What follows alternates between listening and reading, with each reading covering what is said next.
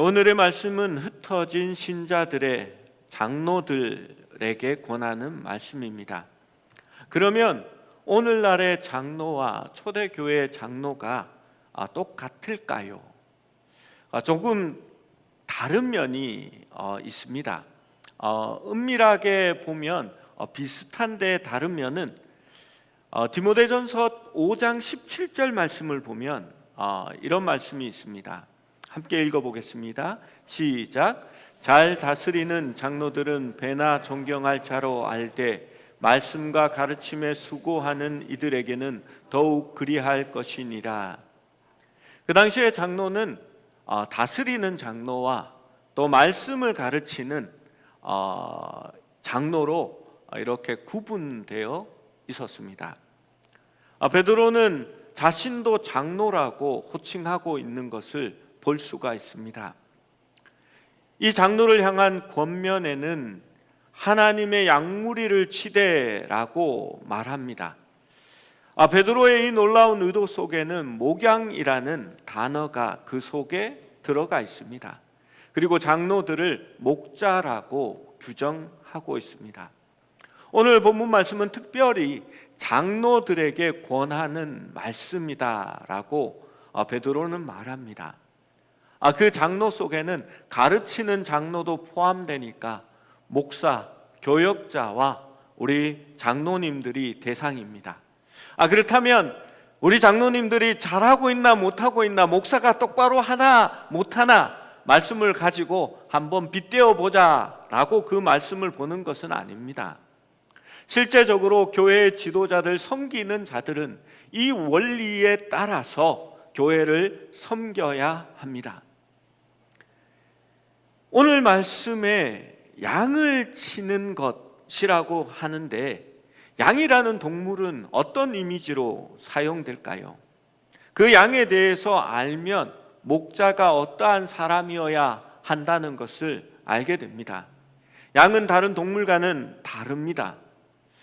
양은 집에서 1km, 2km만 나가면 집으로 돌아올 줄 모르는 그러한 유일한 동물일 것입니다. 방향 감각이 없습니다. 그러니 낯선 곳에서는 완전히 길을 잃고 울어대며 때로는 자기가 당황해서 어쩔 줄을 몰라 하는 그러한 양의 모습을 볼 수가 있습니다. 제가 군부대에서 고양이 한 마리를 새끼 때에 그 연탄 창고에 있는 고양이 한 마리를 데려다가 키웠습니다. 부대 아니다 보니까 다른 것은 먹이지 못하고 자판기 우유와 캔 참치를 맨날 먹여서 그렇게 키웠습니다. 이 녀석이 크니까 얼마나 따라다니면서 애교를 부르는지 모릅니다. 그런데 중대장이 화가 나서 어느 날 그 내무반에서 고양이를 키운다고 그 고양이를 갖다 버리라고 했습니다. 그래서 저 연병장 건너편에 갖다 버렸는데 이 고양이가 다음 날 되니까 이렇게 돌아와서 이렇게 내무반에 자리를 잡고 있었습니다. 그래서 어쩔 수 없어서 차를 타고 훈련장의 사격장 옆에다가 그 고양이를 내려두고 돌아왔습니다. 한 3일이 지나니까 그 고양이가 다시 부대에 돌아와 있었습니다. 아무리 버려도 되지 않는다고 그렇게 얘기하면서 부대에 뒀던 그런 기억이 있습니다. 그런데 양은 집에 돌아올 줄을 모릅니다. 게다가 이 양은 스스로 풀을 찾아 움직이거나 물을 찾는데도 무기력합니다. 모든 동물들이 이렇게 물의 냄새를 맡고 그 물을 찾아서 헤맨다라고 이야기합니다. 그런데 이 양들은 그렇지 못합니다. 예수님은 오병이어의 기적을 일으키실 때에 무리들을 보고 이렇게 말씀하셨습니다. 예수께서 나오사 큰 무리를 보시고 그 목자 없는 양 같음으로 인하여 불쌍히 여기사 이에 여러 가지로 가르치시더라. 그리고 오병이어의 기적을 행하셔서 그 백성들을 먹이셨습니다. 목자 없는 양 같다. 여러분, 양들은 목자가 없으면 살아갈 수가 없는 존재이기 때문에 그렇습니다. 선지자 이사야가 잃어버린 이스라엘 백성들을 묘사하고 싶었을 때 그들을 양과 같다라고 말했습니다. 이사야 53장 6절에는 우리는 다 양 같아서 그릇 행하여 각기 제 길로 갔거늘 여호와께서는 우리 모두의 죄악을 그에게 담당시키셨도다 라고 말합니다. 양 같아서 그릇 행하여 각기 제 길로 갔다라고 말합니다. 여러분, 양은 그릇 행하고 각기 제 길로 가는 존재입니다. 그래서 양들은 먹을 것과 마실 것, 또 인도와 보호를 전적으로 목자에게 의지합니다. 마실 물만 하여도 고인물도 이들은 그냥 마십니다. 그 고인물들을 마시면 그 물 속에서 많은 병원균들을 먹게 되는 것입니다. 그리고 약간만 이렇게 유속이 있는 그런 물가로 데려가면 양은 무서워서 물을 마시지 못합니다. 그리고 간혹 내려가서 물가에 이르면 그 물에 한번 휩쓸리기만 하면 이 털뭉치 양들은 그냥 물에 빠져서 죽기 십상입니다. 그래서 시편 23편의 말씀에는 우리는 실만한 물가로 인도하시는도다라고 되어 있지만 원어나 영어 성경을 보면 잔잔한 물가로 인도하신다, still water라고 적어놓고 있습니다. 양들은 좋은 것을 스스로 가려서 먹지도 못합니다. 그래서 좋은 풀들만 먹으면 되는데 꼭 독초나 좋지 않은 풀들을 함께 먹어서 애를 먹인다라고 말합니다. 그래서 목자는 늘 좋은 풀이 있는 곳으로 양을 인도해야 하고 나쁜 풀들이 있으면 그것을 일일이 제거하여야 하는 일도 행해야 합니다. 여러분, 얼마나 목자가 일이 많을지 생각이 되시죠? 이 세상에 양같이 무방비한 동물이 없습니다. 이들은 전투력이 제로입니다. 보통 뿌리 다니는 짐승들은 이렇게 머리로 받기도 하고 뒷발질도 하기도 하는데 이 양은 그렇지를 못합니다. 심지어 자기 다리로 자기 몸도 긁을 수 없는 그런 존재입니다.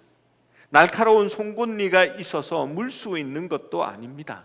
이 양들은 점프도 하지 못하고 빠르게 달리지도 못한다고 합니다. 심지어 쇠파리가 양의 피부에 알을 낳으면 옛날에 그 소파리라는 거 아시죠? 소의 피부에 이 알을 낳습니다. 그러면 그 알이 깨어나서 구더기가 되어서 피부 속으로 이렇게 파고 듭니다. 그래서 소가 백로라든지 새들이 자기 몸에 앉아서 이렇게 쪼는 것을 좋아하고 그것을 허락합니다. 그런데 양은 그 자기 피부 하나도 긁지 못하고 이 신경이 오히려 예민해져서 죽음에 이르게 된다라고 말합니다. 털이 무성해진 양은 몸이 뒤집어지면 넘어 일어나지 못하는 경우가 허다하다라고 말합니다. 그냥 오래 두면 혈액순환이 멈추기 때문에 일으킬 때도 조심해서 일으켜야 한다고 말합니다. 양은 그래서 목자가 없으면 살아남을 수 없습니다. 이들에게는 성실한 목자가 필요합니다. 특별히 큰 환난을 당한 양무리에게는 더 특별한 돌봄이 필요합니다. 베드로는 박해와 핍박으로 본도 핍박으로 흩어진 이 양떼를 각 지역에 있는 교회 장로들에게 지금 부탁하고 있는 것입니다.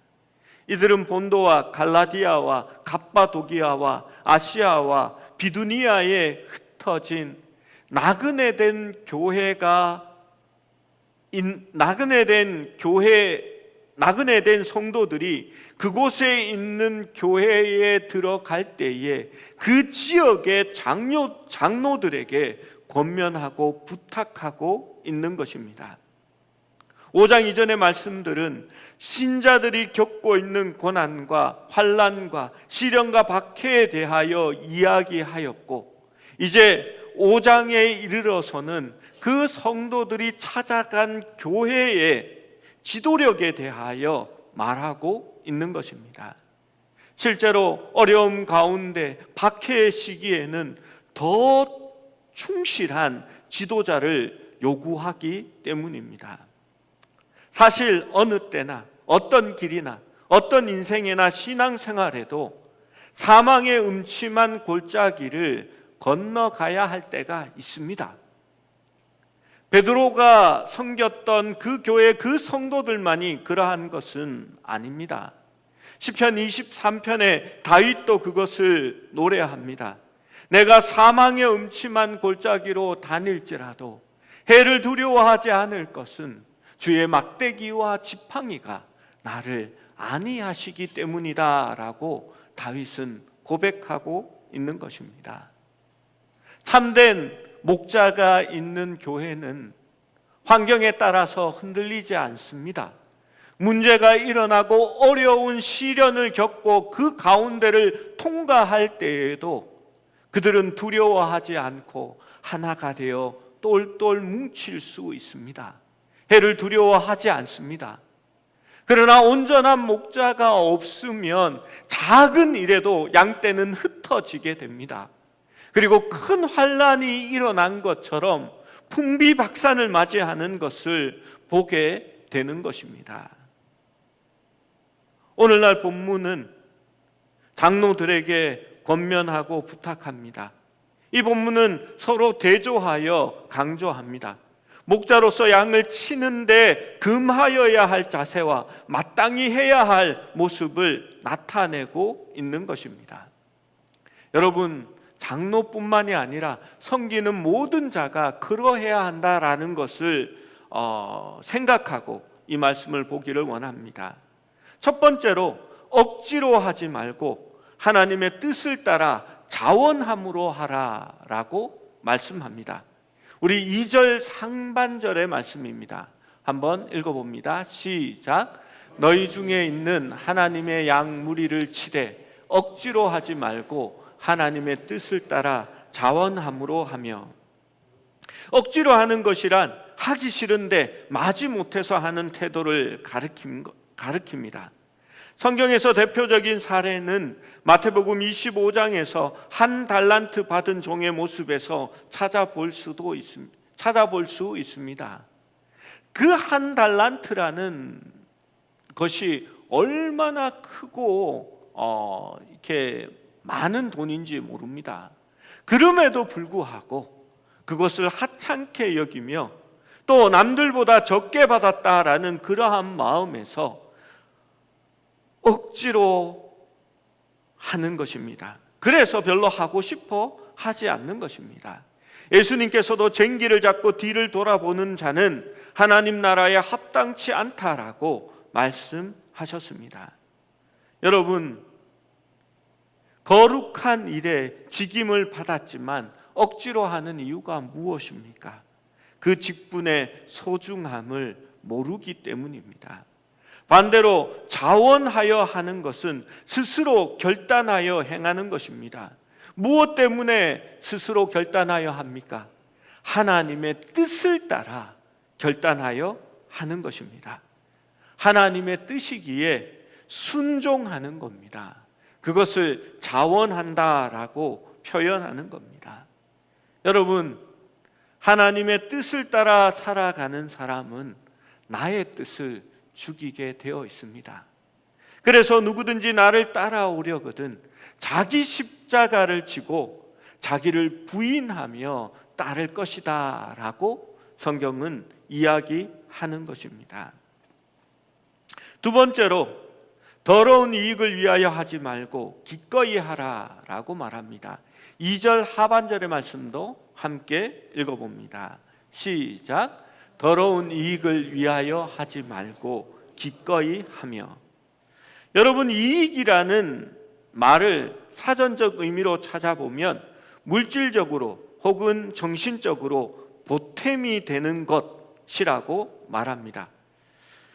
사도 바울도 이러한 일을 디모데전서 6장 5절에 말합니다.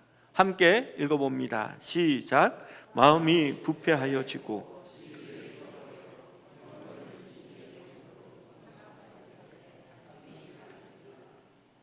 목회와 사도의 직을 사회적 지위와 명예를 얻는 통로로 삼고 명예나 공명심을 위한 도구로 삼는 것을 늘 경계하라라고 말하는 것입니다. 경건을 이익의 방도로 생각하는 자들의 다툼이 일어난다라고 성경은 이야기하는 것입니다. 여러분, 봉사하고 섬기는 일을 자기에게 보탬이 되기 위하여 하는 사람들이 있습니다. 그래서 내가 유익되는 일, 내가 인정받는 봉사는 하려고 하고 그냥 고생 많이 하고 또 힘든 일들은 피하려 가려고 하는 그러한 사람들이 있는 것입니다. 하나님을 섬기는 일은 이익을 위하여 하는 것이 아니라 기꺼이 하여야 한다라고 말씀합니다. 세 번째로 3절 말씀을 읽어봅니다. 3절 말씀입니다. 3절 시작. 맡은 자들에게 주장하는 자세로 하지 말고 양무리의 본이 되라. 세 번째는 주장하는 자세로 하지 말고 양무리의 본이 되라라고 말합니다. 성경적인 리더십, 교회의 리더십은 세상과는 다릅니다. 많은 분들이 장로가 되면 성도들에게 이렇게 하라 저렇게 하라, 내 말대로 하라, 내 방식을 따르라, 교회 자신의 임의대로 그들을 주관하려고 하고 그들에게 권세를 부려도 된다라고 생각합니다. 하지만 예수님께서는 교회에 텃세를 부리고 주인 행세하라고 직분을 주신 것은 아닙니다. 그 직분은 교회를 섬기기 위하여 주신 것이라 성경은 분명하게 이야기합니다. 마가복음 10장 42절에서 44절의 말씀을 함께 읽어봅니다. 시작. 예수께서 불러다가 이르시되 이방인들의 집권자들이 그들을 임의로 주관하고 그 고관들이 그들에게 권세를 부리는 줄을 너희가 알거니와 너희 중에는 그렇지 않을지니 너희 중에 누구든지 크고자 하는 자는 너희를 섬기는 자가 되고 너희 중에 누구든지 어뜸이 되고자 하는 자는 모든 사람의 종이 되어야 하리라. 여러분, 우리가 베드로 전서의 말씀을 보고 또 사도행전을 통하여서 베드로와 바울의 삶을 돌아볼 때에 그들이 사도라고 해서 높은 자리에 앉고 권세를 부리면서 자기가 맡은 자를 임의대로 주관하려고 하는 모습을 우리가 보았습니까? 아닙니다. 그들은 자신들의 목숨을 내어놓고 더 고생하고 더 멀리 나가고 더 섬기며 하나님의 성도들을 돌보았고 복음을 전파하다가 자기의 생명을 내어준 그러한 사람들이었습니다. 베드로는 자신이 맡은 사람에게 주장하는 자세를 취하지 말라라고 말합니다. 우리가 큐티 적용할 때도 조심하여야 할 것이 있습니다. 이제 우리 교회의 큐티가 자리를 잡아가고 있으니까 조금씩 더 맞는 방향으로 나아가야 할 줄로 믿습니다. 자신에게 말씀을 적용하고 스스로 본인이 행하면 되는데 가끔씩 다른 사람들에게 주장하고 적용하는 사람들이 있습니다. 물론 좋은 의도이고 교회가 좋은 방향으로 나아가기 위한 것이지만 신앙의 초보들에게는 그것이 큰 시험이 되기도 합니다. 예를 들어서 내가 성경을 하루에 5장 읽겠다고 적용하는 것은 참 좋은 일입니다. 그런데 그것을 회사 사람들에게 모두 5장, 교회에 다니는 회사 사람들에게 모두 5장 읽도록 그렇게 권유하겠다라고 하면 좀 곤란해지는 일입니다. 내가 성도들에게 밥을 사겠다라고 하는 것은 좋지만 돌아가면서 밥을 사자고 적용을 하고 권유하면 그것은 좀 곤란한 일이 되는 겁니다. 그게 내가 맡은 자들에게 주장하는 모습이 되는 겁니다. 여러분, 전도와 봉사가 되어도 그것이 스스로 작정하지 않으면 하기 싫은 숙제가 되고 강요가 되기 십상입니다. 그래서 큐티의 적용은 스스로가 말씀을 보고 스스로가 적용한 바를 행할 수 있도록 하는 것이 좋습니다. 베드로는 주장하지 말고 오히려 본이 되어라 라고 말합니다. 주장하는 것은 옆에서 말로만 이렇게 하라 저렇게 하라, 틀렸다 바꿔라 똑바로 해라 라고 말하는 것입니다. 그러나 진정한 지도자는 양떼 속으로 들어가 그들의 삶에 깊이 관여하며 함께하면서 그들이 따를 수 있는 본이 되어야 한다고 말하는 것입니다. 그래서 단지 위에 서서 높은 곳에서 나오는 리더십이 아니라 내부 속에 들어가 그들과 함께하는 리더십에서 나오는 것이 진짜라고 이야기하는 것입니다. 양의 무리는 시력이 어둡습니다. 그들은 소리로 많은 것을 분간합니다. 양의 무리 중에 리더가 목자가 지팡이를 짚으면서 딱딱딱 하는 소리를 내며 걸어가면 그 중에 리더가 되는 양들이 목자의 소리를 듣고 따라 나갑니다. 그러면 수많은 양들이 그 리더가 되는 양의 꼬리에 머리를 달고 꼬리에 꼬리를 물면서 그렇게 양무리가 이동하게 되는 것입니다. 여러분, 지도자의 위치는 양들과 함께 하면서 그 앞에 서서 본을 보여주는 자가 바로 장로들의 위치라고 이야기하는 것입니다.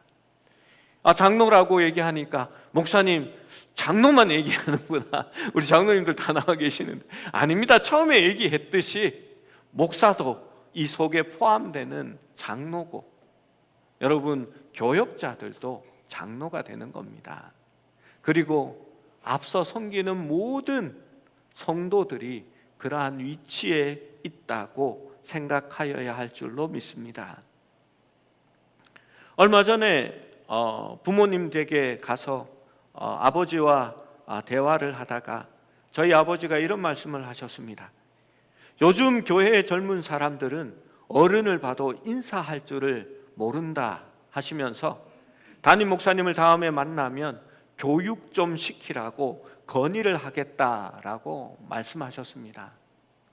제가 한숨을 푹 쉬면서 아버지, 제가 아버지를 참 존경하고 좋아할 때의 아버지의 모습은 주일학교 유초등부 아이들이 오면 먼저 나가서 그 아이들을 안아주고 잘 왔다고 인사하면서 그 아이를 맞아주시던 그 모습입니다.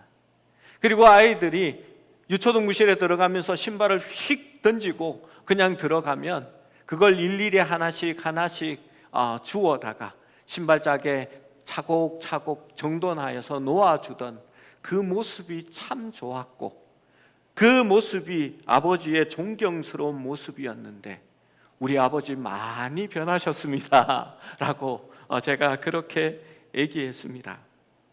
그리고 또 말씀드렸습니다.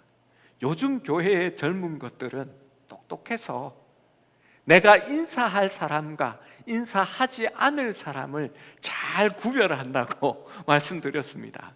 아버지께 인사하는 사람이 없으면 아버지가 인사받을 만한 분이 못 되시기 때문에 그렇다라고 말씀드렸습니다.